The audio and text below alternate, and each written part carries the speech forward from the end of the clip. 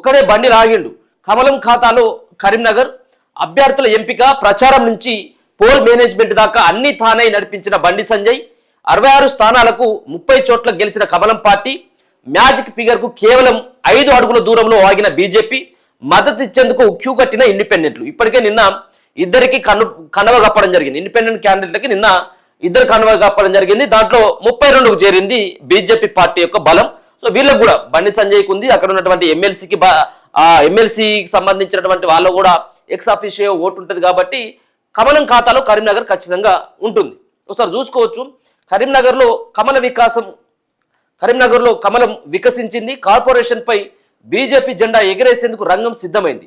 2005లో ఈ మున్సిపల్ కార్పొరేషన్లో ఓ కార్పొరేటర్గా ప్రస్థానం ప్రారంభించిన కేంద్ర మంత్రి బండి సంజయ్ అదే మున్సిపల్ కార్పొరేషన్లో ఇప్పుడు 30 మంది బీజేపీ అభ్యర్థులను ఒంటి చేత్తో గెలిపించుకున్నారు. అభ్యర్థుల ఎంపిక ప్రచారం మొదలు పోల్ మేనేజ్మెంట్ దాకా తనదైన ముద్ర వేశారు.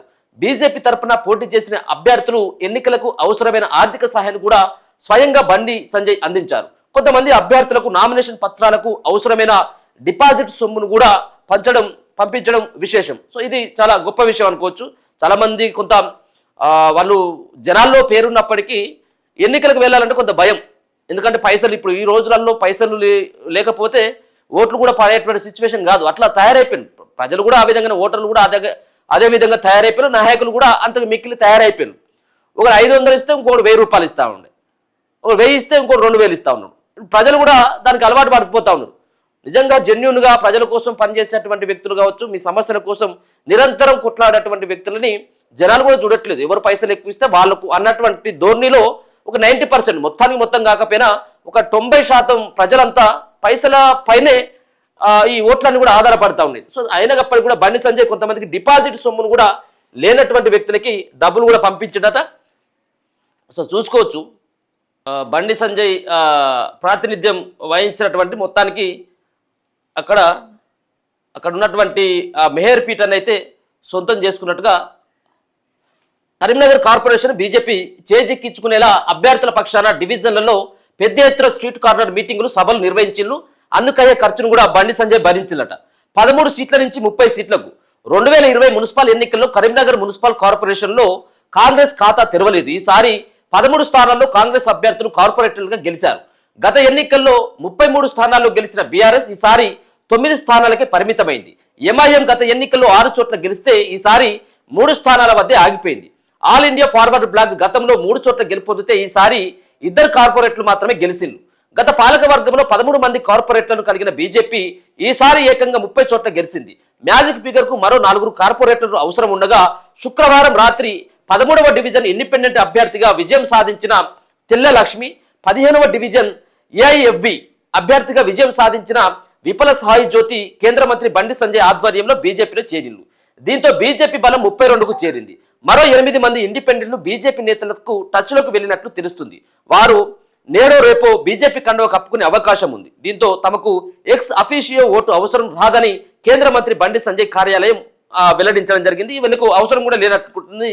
ఎక్స్ అఫీషియో ఓటు ఏదైతే ఉందో ఇది కూడా అవసరం పడది. ఎందుకంటే ఇండిపెండెంట్లు అంతా కూడా బీజేపీ పార్టీ వైపే వెళ్లేందుకు సంసిద్ధమైనట్టుగా తెలుస్తూ ఉన్నది.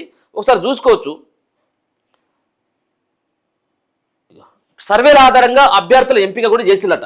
కరీంనగర్ పార్లమెంటు నియోజకవర్గంలో కరీంనగర్ కార్పొరేషన్ వేములవాడ, సిరిసిల్ల, హుజురాబాద్, జమ్మికుంట, చొప్పదండి మున్సిపాలిటీలో బీజేపీ టికెట్లకు తీవ్ర పోటీ నెలకొన్నది.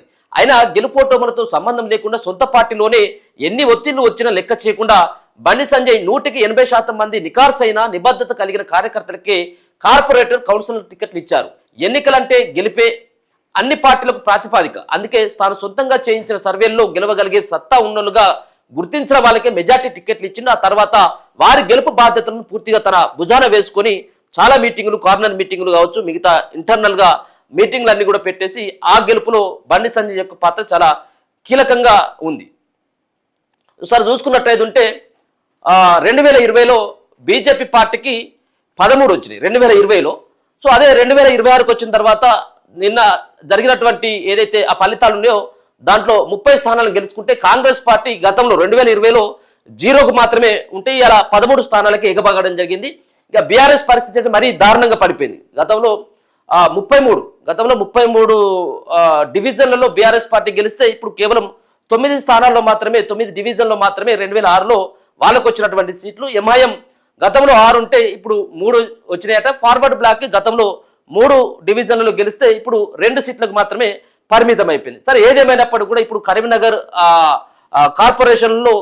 కార్పొరేషన్ పైన ఇప్పుడు కాషాయ జెండా ఎగరబోతా ఉన్నది. దీనికి ఎక్స్ ఆఫీషియో ఓటు కూడా అవసరం లేదు. నిన్న ఇద్దరు గెలవడం జరిగింది. వాళ్ళకు వచ్చినటువంటి 30 డివిజన్లు అండ్ నిన్న ఇండిపెండెంట్లు ఇద్దరు చేరడంతో 32కు చేరింది ఆ బలం. సో ఇప్పుడు బీజేపీ పార్టీ ఏమైనా చెప్పుకున్నదంటే కరీంనగర్లో మేము జెండా ఎగరేసినామని చెప్పేసి చెప్పుకోవడానికి అదొకటి ఉపయోగపడుతుంది.